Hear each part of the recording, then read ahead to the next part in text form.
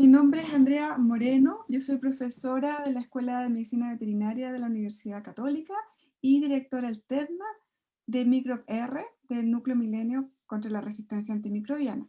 Hoy día les voy a contar cómo es esta interfase entre una salud y la resistencia antimicrobiana.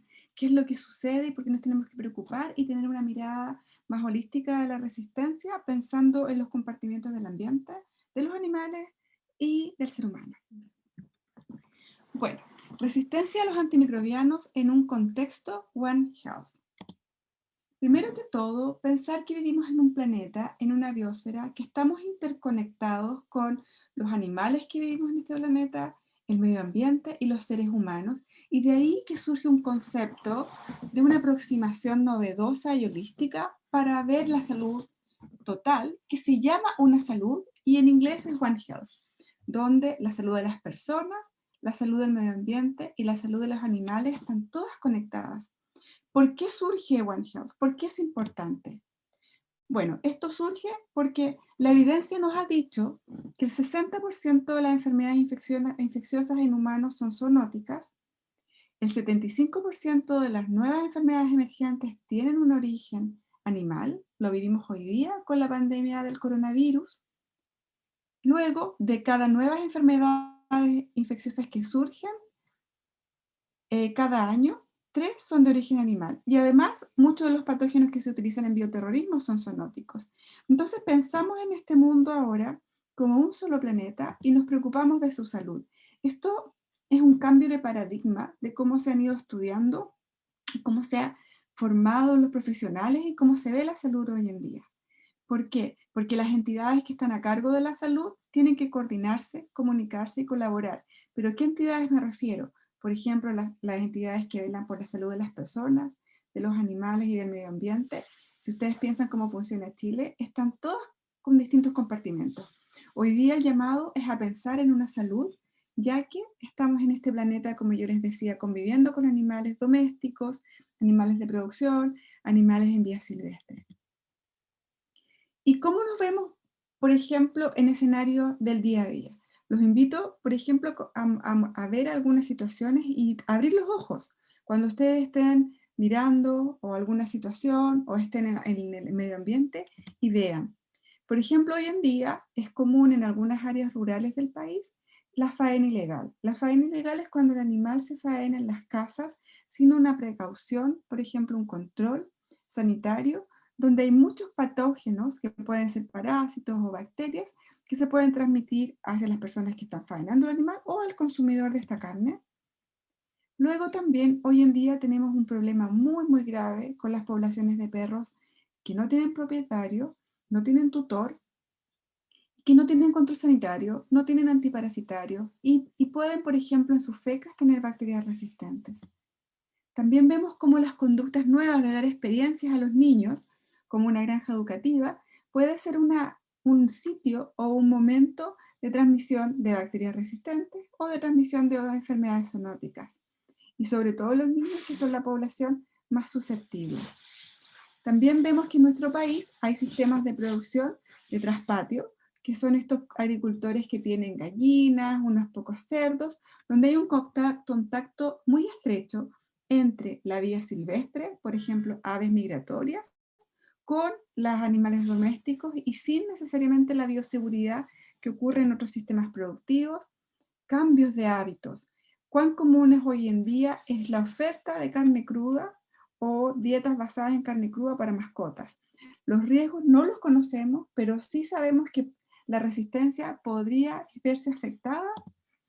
Y también escenas cotidianas como ver una vaca en un río podría ser problemática si esta vaca está defecando bacterias resistentes y luego esos cursos de agua se utilizan para regar, por ejemplo, lechugas. Por lo tanto, los invito a ver a la resistencia antimicrobiana como una problemática que necesita aproximarse como utilizando esta aproximación de una salud. ¿Y por qué? Hay distintas causas de la resistencia antimicrobiana y entre estas distintas causas de este problema multifactorial, el uso de antibióticos en producción animal y en agricultura es reconocido como una de las causas. ¿Por qué? Porque los animales son más pesados, son toneladas de animales que utilizan antibióticos para poder cumplir con la demanda de proteína animal en el mundo, y se estima que el 70 o incluso el 80% de la venta de antimicrobianos va a utilizarse en animales de producción. Y ahí llegamos a un concepto de ver esta problemática desde el punto de vista ecológico. Imagínense un medio ambiente donde hay seres humanos, donde hay farmacéuticas, hospitales, nuestras mascotas, los animales de producción, la producción agrícola y la producción de acuicultura. Y todos estos puntos rojos es la contaminación por bacterias resistentes, genes de resistencia o bacterias comensales o patógenas que podrían tener resistencia a los antibióticos. Por lo tanto, miramos la necesidad urgente de mirar la resistencia antimicrobiana como una salud. ¿Por qué en animales de producción, se preguntarán ustedes, se utilizan más antibióticos?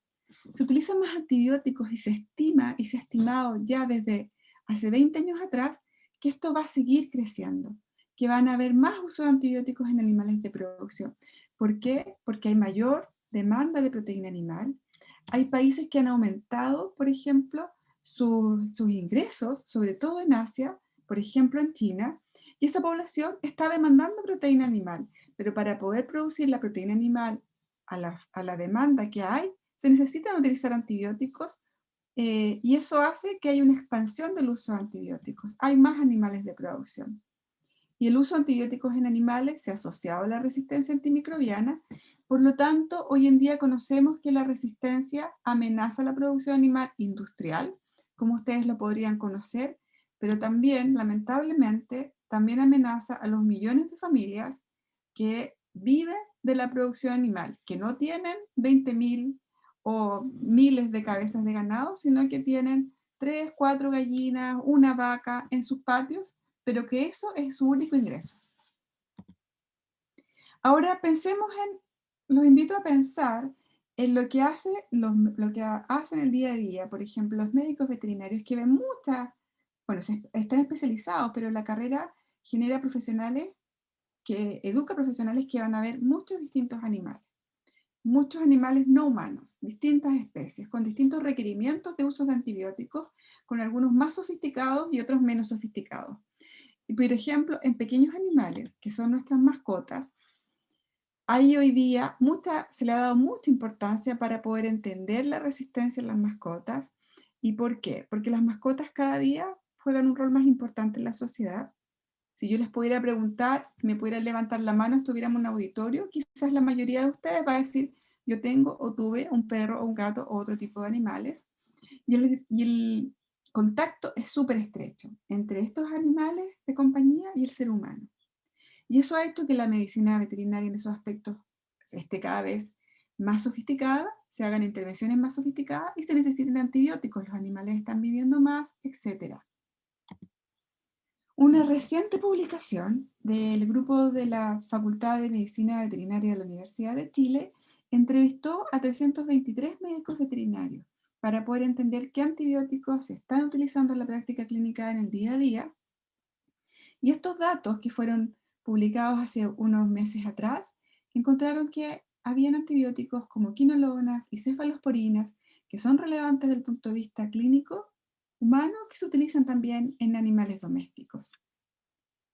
Y además, una publicación que nosotros colaboramos con estudiantes y otros investigadores que está acá, es- eh, revisamos las referencias bibliográficas en el mundo de la presencia de coli, productora de beta-lactamasa de espectro extendido, que son enzimas que van a degradar antibióticos como cefalosporinas de tercera generación.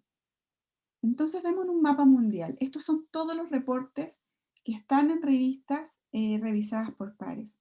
Y entre más oscuro hay más reportes y más claro menos reportes. No es una vigilancia global, es los reportes científicos. Entre más investigadores interesados en el tema, esto va a poner un color más oscuro.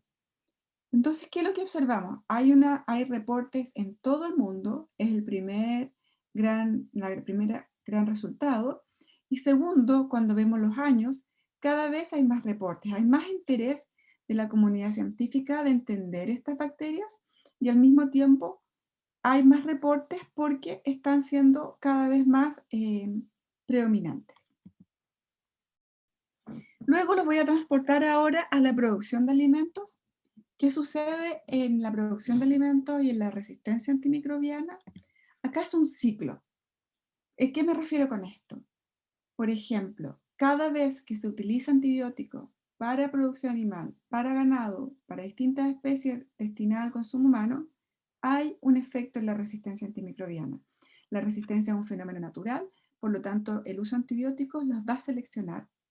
En las fecas de estos animales pueden haber bacterias resistentes, pero también residuos de antibióticos. Las fecas de estos animales podrían ser utilizadas en algunas circunstancias como fertilizantes, o puede haber un arrastre por lluvias o en aguas de riego, etc. Y puede llegar a los campos de cultivo, donde además se pueden utilizar algunos antibióticos, por ejemplo, para algunos frutales, o algunos fungicidas que se ha visto que además seleccionan bacterias resistentes. Y luego por este ciclo, esto va a llegar al humano. ¿Cómo? Por alimentos contaminados por bacterias resistentes, que puede ser una lechuga, un perejil, o la contaminación cruzada con las carnes durante la faena de los animales. Por lo tanto, esta dinámica es interesante de poder entenderla. Pero no me gustaría llegar y dejarlos con el mensaje que es importante reducir el uso de antibióticos en medicina veterinaria, porque no es el único mensaje que les quiero dar, sino que además contarles que esto no es una tarea fácil y no es una tarea simple. ¿Por qué? Porque los seres humanos estamos aumentando en el planeta de forma muy, muy rápida. Esta es una curva que muestra el crecimiento humano y se estima cuánto va a seguir creciendo al 2050. Hoy día somos cercanos a 7 billones de habitantes y al 2050 vamos a ser cercanos, si estamos vivos, a 10 billones de habitantes. ¿Eso qué significa? Que va a tener que aumentarse la producción de alimentos en un 70%. Y con desafíos gigantescos como sin uso de antibióticos, sin impactos ambientales, cambio climático. O sea, reducir el uso de antibióticos en producción animal puede dejar a una parte importante de la población sin acceso a alimentos. Por lo tanto, no es tan fácil la respuesta como simplemente reducir. Volviendo al tema de la resistencia y de los patógenos que son importantes, en resistencia a los antibióticos y inocuidad de los alimentos o producción de alimentos, los temas que más se han estudiado y que más se conocen son las bacterias que son clásicas transmitidas por alimentos, como Salmonella o Campylobacter, que cada vez están siendo más resistentes. Estos son datos del CDC de los Estados Unidos, donde han estimado los porcentajes de bacterias resistentes, en este caso Salmonella notifoidea, a ceftriaxona, a una quinolona, y cómo han ido aumentando. ¿Y ese aumento qué significa en infecciones?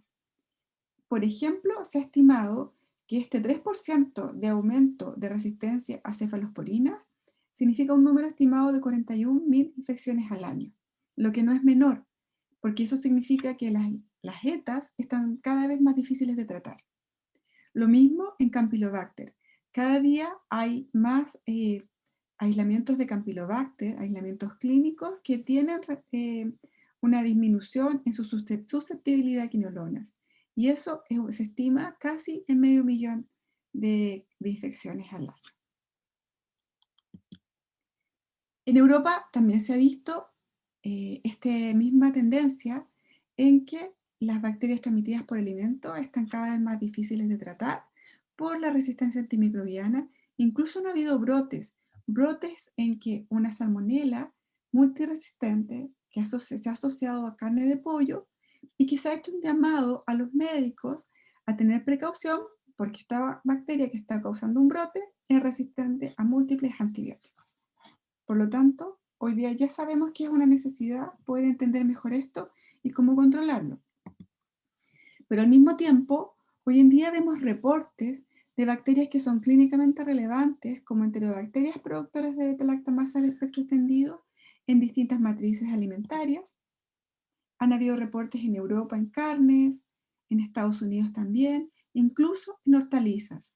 Y me detengo acá porque muchas de estas son consumidas crudas sin cocción. Entonces puede haber un riesgo que no conocemos, pero es importante estudiarlo.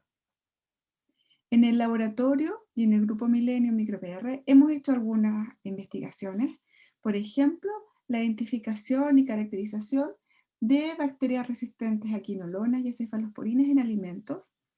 Hemos visto que perejiles y cilantros pueden tener un máximo, esto es lo máximo que hemos encontrado, de un 36% de resistencia a ceftazidima y un 73% de resistencia a ciprofloxacina, siendo los resultados más altos encontrados en el verano y en la primavera. En lechugas también hemos visto porcentajes que van cercanos a un 10% y en carnes va de un 14 a un 42% dependiendo del antibiótico. Y este estudio se hizo en colaboración con la doctora Magali Toro del INTA, donde investigamos como un piloto de esta bacteria resistente en distintos tipos de carnes, de pollo, de cerdo o de vacuno. Por lo tanto, queda la duda, ¿qué pasa con estas bacterias que están en estos alimentos? ¿Pueden llegar al ser humano? El ser humano estaría bajo una exposición, no una exposición no esperada y no valorizada y desconocida de bacterias resistentes vía alimentos. ¿Qué pasa con estas bacterias y si realmente causan enfermedad? Es alguna de las cosas que nosotros estamos investigando en el núcleo milenio. Finalmente, cito al director general de la Organización Mundial de la Salud. Cualquier esfuerzo en salud humana está condenado sin salud animal. Por lo tanto, los dejo pensando en una salud, los dejo pensando en One Health y cómo esta dinámica de la resistencia necesita ser mirada de todas estas distintas perspectivas. Muchas gracias.